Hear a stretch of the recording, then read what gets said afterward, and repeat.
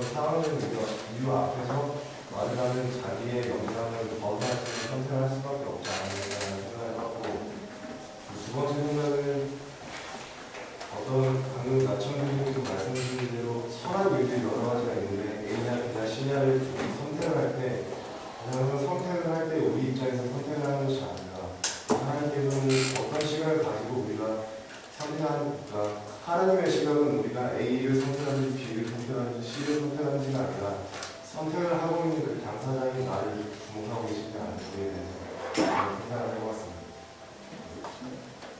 저는 그 복수 보고 있는 카페라는 거거든요. 그 제목이 저희 누구하신 바가 그 미국 법을 들고 있는데 판례를 이제 제 판례 제목을 보는 듯한 느낌을 받았어요. 네, 기대를 한 바는 좀 더 치열한 공방을 보냈는데 박정 교수님 싸움 말씀도 하셨고 한데 좀 법정을 잘못 찾아왔나 싶기도 하고 왜냐하면 좀 자기화하고 현재화하는 그 원고나 피고나 그런 태도가 조금 결핍되어 있는 것 같습니다. 저를 포함해서 그래서 좀 잘 못 따라가는데 자기화, 현재화. 그러니까 저희가 처음 시작에 말씀드렸는데 이거는 예수님이 저희한테 지금 저한테 주신 말씀이라고 생각을 하거든요. 근데 좀 언젠가 주실 아니면 언젠가는 주셨던 누군가에게는 주실 그런 말씀이라고 가정하고 법정이 제대로 안 서 있는 건 아닌지 조금 아쉽기도 하고요.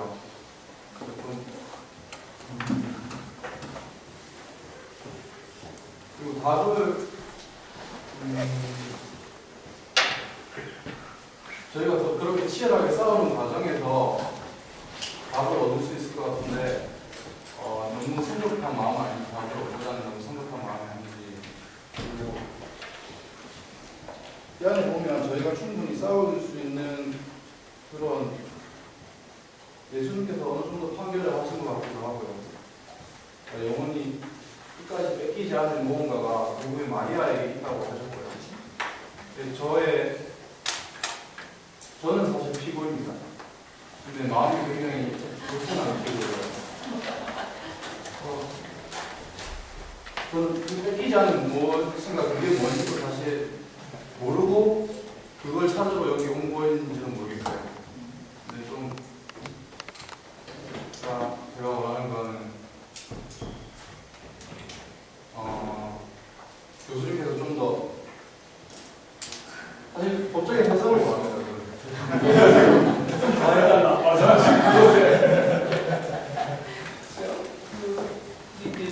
누가복음은 짧게 나오고 누가복음은 중심으로 좀 자세히 누가복음은 굉장히 어려워. 근데 누가복음만 가지고는 어렵고 사실 누가복음에 당시 예수님과 바리새인들이 있어요. 이 바리새인들이 한편으로는 유대의 지배층으로 보이지만 사실 당시의 바리새인들이 지배층이 아니었어요. 어떤 면에서 개혁을 요구하는 사람들. 유대의 지배층은 사기행이거나 아니면 해롭 엎드리거나 훨씬 더 부실했습니다. 예수님과의 대화가 이 주로 바리새인들 사이에서 이루어지고 그리고 예수를 잡아 죽이는 것도 바리새인들입니다. 근데 이 바리새인들이 내세우는 것이 결국은 지식, 지혜, 성경에 대한 법적인 해석, 그걸 중심으로 종교를 삶을 완전히 재현할 수 있다고 믿는데 예수 그리스도는 그 사람들이 어떻게 보면 알아들을 것 같고 어떻게 보면 못 알아들 것 같은 그런 방식으로 막 충격을 주셔. 기본적으로 그 구도가 여러분 처음부터 쭉 하는데 제 보기에는 이 여러분 11장에 있는 마리아와 마르다 그 구도에서 같이 모였으면 말이지 않나 그런 생각이 듭니다. 그냥 힌트 같은 건데 마리아는 바리새인들 근데 정말 그 율법의 제대로 된 해석을 구하는 그 바리새인들과 함께 있어요.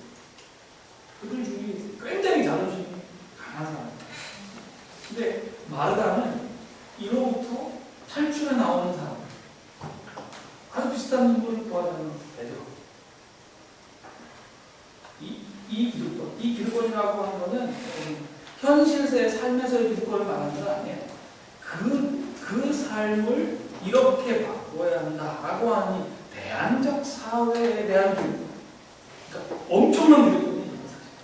핍박받을 수 있는 기득권. 아주 자존심이 강한 사람.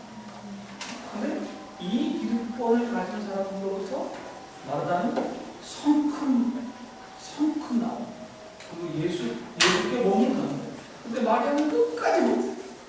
그런 구도도 보여요. 근데 이제 이 여러 가지 과정을 통해서 결국 죽기를 무서워하고 전도를 하는 그 죽음의 권세에서 자기 그 오빠 해방시켜주는 그 과정까지 겪으면서 결국 이 마리아가 예수 그리스도 앞에 무릎을 꿇고 그의 죽음이 왜 죽음이냐면 그의 죽음이 곧 부활의 새 시대를 여는 그 희생이 되는 그걸 조장하는 얘기가 그렇게 흘러가거든요. 그러니까 이제 결국 그 구도에서 보면 바리새인들이 갖고 있는 대단히 휴머니스틱한 인텔렉츄얼리즘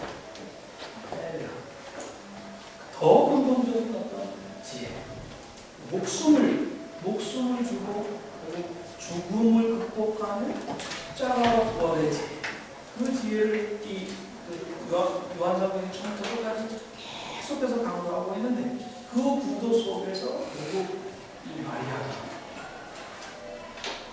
아까 제가 그래서 보여드린 거예요.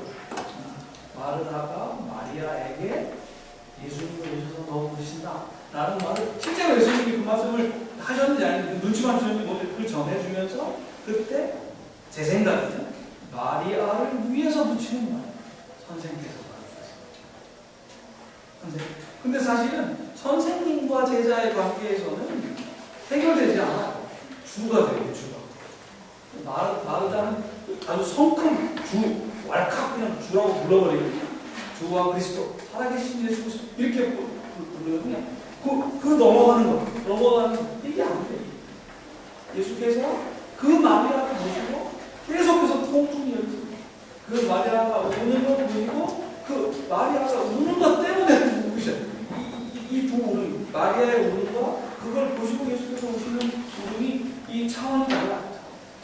이걸 예수님이 드디어 표적으로 당신의 죽음 이전에 어떤 면에서 마리아를 위해서 나사로를 살리시는 요한이 쓰고 있는 걸 가만히 보면 결국 나사로를 살렸기 때문에 예수님이 죽은 거예요.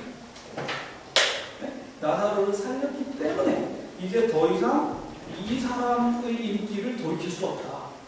그러니까 이제 이 바리새인들이 이 자신을 죽여야 된다. 그렇게 결함하고 그 다음부터 증거를 찾고 죽이기 시작. 예수님이 나사로를 살리시면 죽기를 각오하고 살리시죠. 자기 목숨을 내어주기로 하고 살리시죠. 그 구도로 쭉 읽어가면 이 느닷없이 요한복음 12장에 등장하는 이 마리아의 발닦는 향유 붓고 발닦는 사건 느닷없이 등장하는 사건이 훨씬 더 처음에는 그게 뭐였을까? 가론유다가 하는 코멘트를 모든 사람이 아마 했었을 거예요. 근데 나중에 시간이 지나고 나서 이것이 바로 예수 그리스도의 희생에 대한 깊은 기억이었다. 어떤 의미에서는 마리아가 이렇게 이제 대단히 지성적인 방식으로 자존심을 세우고 끝까지 예수 그리스도가 내가 있기 때문에 예수 그리스도의 죽음을 가장 깊숙이 해서 이해하고 그것을 예비하는 자리에 갈 수 있었다고 얘기할 수 있겠죠. 자, 지금 여러분 얘기하는 거는 그냥 그 하나의 해석일 뿐이에요. 제 해석은 요한복음을 읽는 요한복음대로 읽어내는 그 해석이고 제가 여러분들에게 오늘 권하고 싶은 거는 누구 해석도 옳다 말다 그렇게 하지 말고 좀 실존적으로 물어보세요. 이 본문에 대해서 평생 예수를 믿고 따라가면서 나는 그런 게 좀 호소적인 게 많은데 뭐 이렇게 여자 남자 이렇게 지금 구분하시는 거 아니에요? 예수님은 어쨌든 간에 남자셨잖아요. 그래서 그 두 여성을 보면서 마르다 같은 경우는 이렇게 징징대기 기도하고 옆에 와서 나 좀 봐달라고. 왜 나는 이러고 있는데 말이라도 좀 제발 나 좀 봐주고 나한테 좀 관심을 가져주고 하면 진심인데 남자는 솔직히 그런 여자들은 되게 마음에 안 들어요. 근데 마리아 같은 경우는 비싼 척.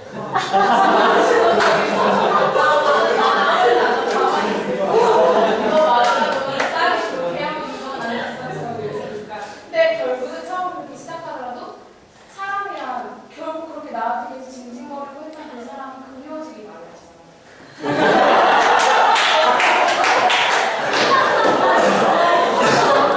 이거 맨날 전화하고 전화하는 사람은 너무 싫고 왜 저래 이렇게 하다가 막상 딱 끊겨버리면 그렇게 정이 가고 막 그리워지고 하는 것처럼 인간의 마음이 예수님도 아마 그렇게까지 나아가진 않았겠지만 법문 들어주네. 네, 그래서 저 같은 경우는 이제 좀 달래줄 너무 멀리 가는가 싶긴 한데 저 같은 경우 아르다를 너무 하고 싶더라고요. 그러니까 너무 애착이 가고 그런 모습들에 너무 인간적으로 너무 친근하게 다가오면서 예수님 또한 그렇게 그렇게 아르다를 이거 다가와요. 준비하면서 SBS에서는 짝이라는 걸 했는데 그 짝의 1호 3호 이렇게 거기 움직이는 것도 이걸 준비하면서 봐도 이렇게 나르다파가 있고 나는 그렇게 생각했는데 그게 싸고 비싸고 징징대고 비싸고